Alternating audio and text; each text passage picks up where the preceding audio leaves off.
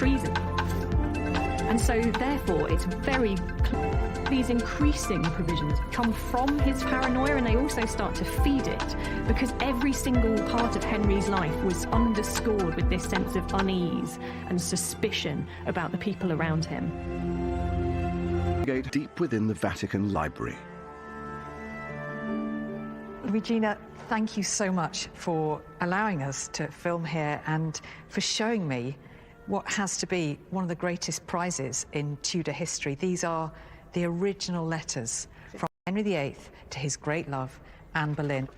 You're very welcome, and we are happy to show people in Great Britain these documents so precious to you and to us, and precious for, I think, all mankind.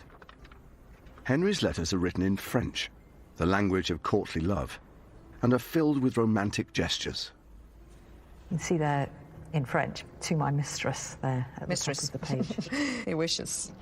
And, you know, he talks about being struck by the dart of love, or dart d'amour. Now, this is very famous, isn't it? The love heart. It's very romantic that he draws a love heart around Anne's initials, and then either side are his own initials. And even though we don't have Anne's responses, we can sense that she's the one in control, because it's all Henry making the effort and trying to woo her. Yes. And she's remaining just out of reach, which I think was part of her genius, actually.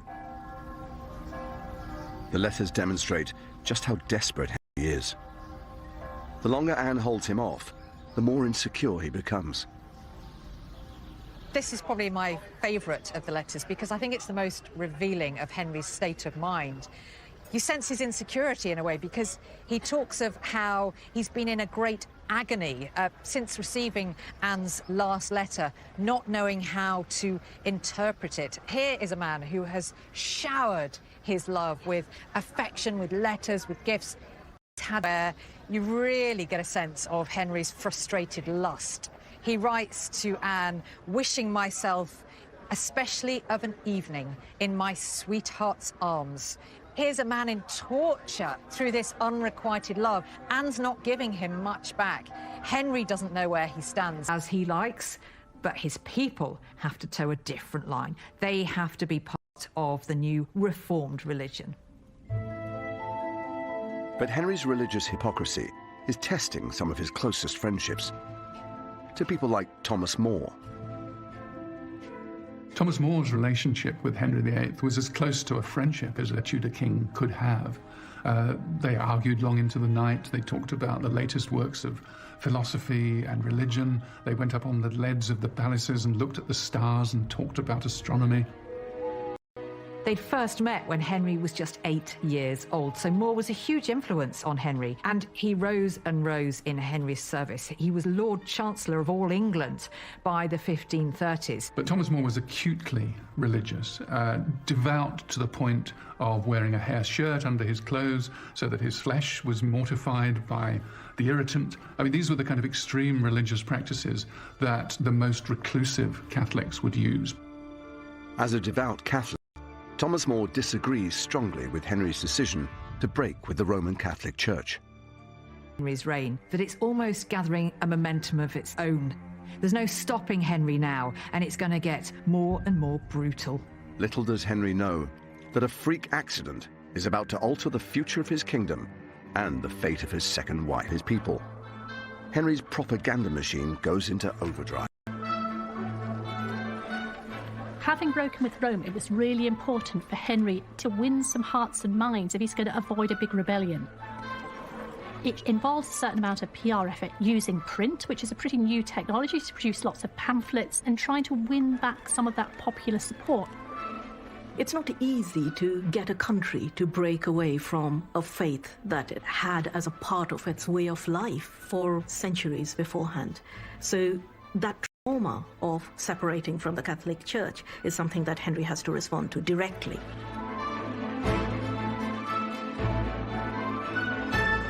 Peace, who is the imperial Spanish ambassador to the Vatican. He's picked up some gossip coming in from Francis I of France, who's no friend of Henry VIII.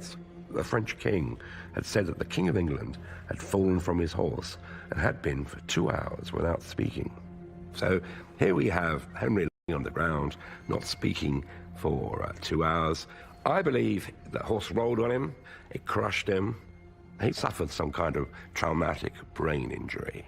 Recent research is... late 1530s is entirely different from the England of a decade before. We've got the monasteries being dissolved. We've got a dramatic change of personnel at court. All sorts of people have disappeared. Thomas More is gone. Anne Boleyn has gone. Jane Seymour has gone.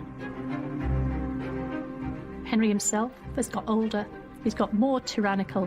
His reign has got bloodier, and he is more determined than ever to get his own way. In the next episode, age and infirmity start to catch up with Henry VIII. The pain that Henry got from his leg was absolutely huge. When the leg was really bad, he could turn black in the face and just sort of lie, still hardly able to speak. And he turns on his closest advisor. Those less admirable traits that we'd seen hints of early in his life are now front and centre. This is Henry as a tyrant. This is the beginning of a totalitarian state. That's Henry VIII Endgame next Wednesday at 9. Dangerous weather, empty stations, unique challenges. 2020 captured in the new series of Paddington Station 24/7. Back on the tracks Monday at 9. Next, from Freddie's humble start in Zanzibar to the chart-topping, stadium-filling powerhouse, Queen, the band that rocked the world, in just a moment.